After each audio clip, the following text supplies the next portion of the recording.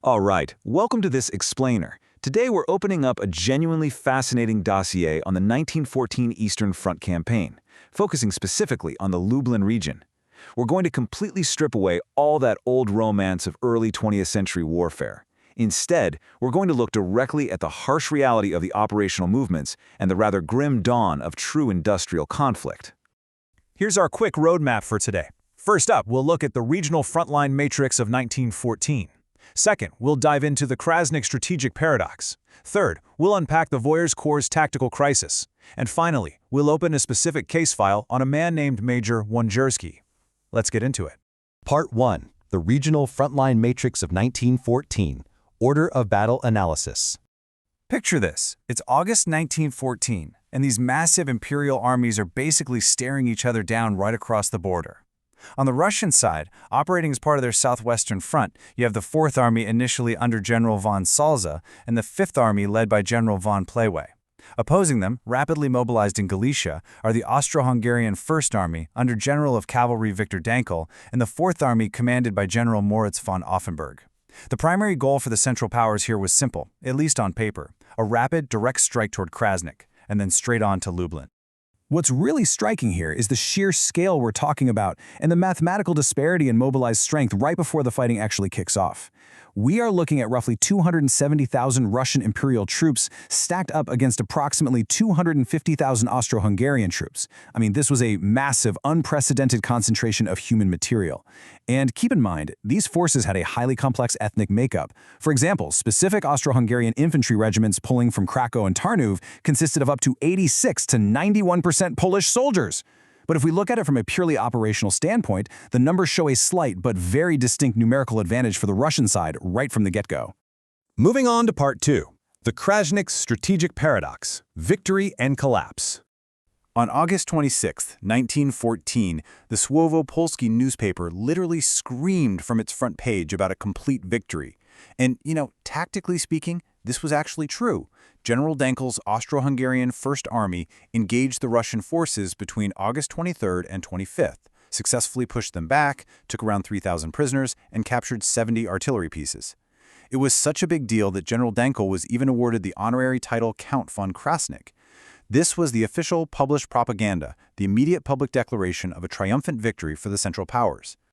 But here is the paradox, because the operational reality on the ground completely shattered that triumphant narrative. Yes, August 23rd to the 25th definitely logs as a tactical victory at Krasnik. But just days later, on September 2nd, the Austro-Hungarian forces launched a general attack near Lublin that completely failed against a heavily reinforced Russian 4th Army. The broader Russian southwestern front then launched this massive counteroffensive that completely shattered the Austro-Hungarian center and left flanks. The situation became catastrophic, incredibly fast. By mid-September, Dankl's allegedly victorious army was forced into a desperate, chaotic, retrograde movement all the way back behind the San River. So that victory at Krasnik, it was an illusion, totally swallowed up by a strategic collapse. Which brings us to Part 3, the Voyeurs Corps' tactical crisis, and what we can call the brutal mathematics. To try and cover up this massive Austro-Hungarian collapse, the German High Command had to hastily inject a corps of territorial reservists, the Silesian Landwehr, directly into the crisis zone. And the brutal mathematics of the Landwehr Infantry Regiment No. 11 following the Battle of Tarnawka tell a truly devastating story. These were older Silesian reservists. They lacked modern trench-digging tools, they didn't have heavy defensive weapons, and yet they were ordered to hold the line at all costs against an overwhelming wave of Russian infantry and heavy artillery. The final calculation shows a post-battle tactical survival coefficient of precisely 33.3%. The regiment was so mathematically decimated by casualties that its original 3 mobilized battalions had to be immediately consolidated into just one single functional battalion by September 14th. And the human experience behind that math? It was pure terror. Just listen to this intercepted field diary testimony from Lieutenant Ola, who was an artillery officer in that very sector. Quote, "The Russians are literally breathing artillery fire. The whole forest turned into a single cloud of smoke. There were no reserves left to stop the avalanche. Everything is collapsing." Unquote. We have to view this not just as a dramatic narrative, but as cold, hard observational data, confirming the total operational collapse of those frontline defenses. Let's zoom in for Part 4. Case file, Major Wengersky, Aristocracy and Industrial Warfare. We can actually track this regiment's final operational movements step by step. On August 29th, they secured the Vistula approaches after seeing combat at Radomsko. By September 3rd, they executed a river crossing at Josefu to link up with Dankel's retreating Austrian First Army. This all led to a desperate defensive stand between September 7th and 9th at Tarnawka, and it was precisely here, on September 8, 1914, that Major Wengersky, who was a 44-year-old Silesian aristocrat serving as a battalion commander, was killed in action while his under-equipped unit was being slaughtered. By September 10th, the fighting retreat leaves the entire regiment reduced to that single battalion we calculated earlier. In the aftermath of all this system was flooded with standard mass-produced death notifications, like the ones issued here for common soldiers Josef Feisinger and Johann Feldschmied. In the area around Tarnawka and Krasnik, the sheer overwhelming volume of the dead completely broke the military apparatus. Local civilians and military expeditions were basically forced to bury the fallen right where they lay. Ultimately, roughly 25,000 casualties from both sides were gathered up and placed in massive, semi-anonymous consolidated military graves.